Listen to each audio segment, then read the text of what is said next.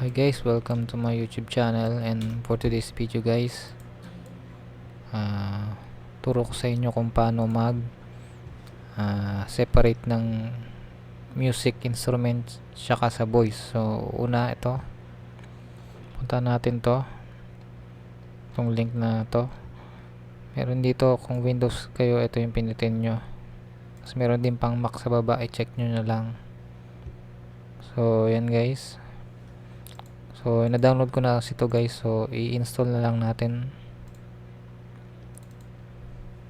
So yan, click lang next and install natin kung saan natin gusto ilagay.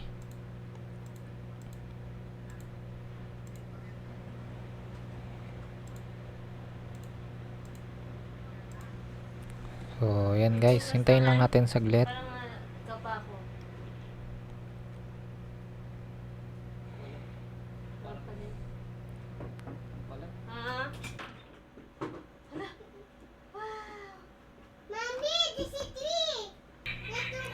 So yan guys, hintayin lang natin.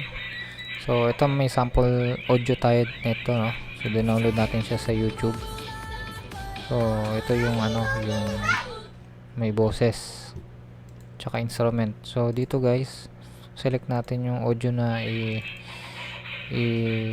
tatanggalin natin yung voice. Tapos dito natin siya i-save din sa download folder. Yan. So dito, punta tayo dito sa tools na yan. Tapos punta tayo sa download center.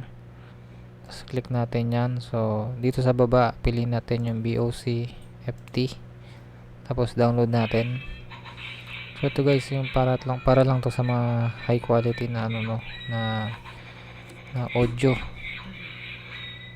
Para pag in-extract natin siya, sobrang ganda nung quality niya, no? Hindi siya AI quality. Hindi best quality talaga na instrument at walang voice. So hintayin lang natin siya matapos guys.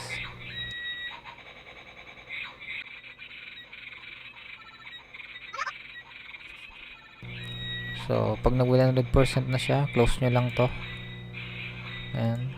Tapos dito guys, piliin nyo tong download natin, yung BOCFT. Tapos select natin instrument only dahil yan lang yung kailangan natin.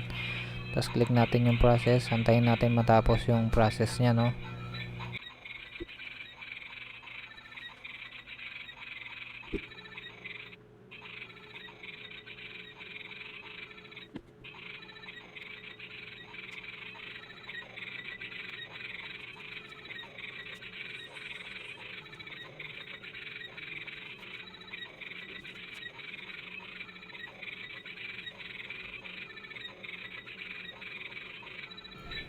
Ayan guys, kung makita nyo tapos na, no?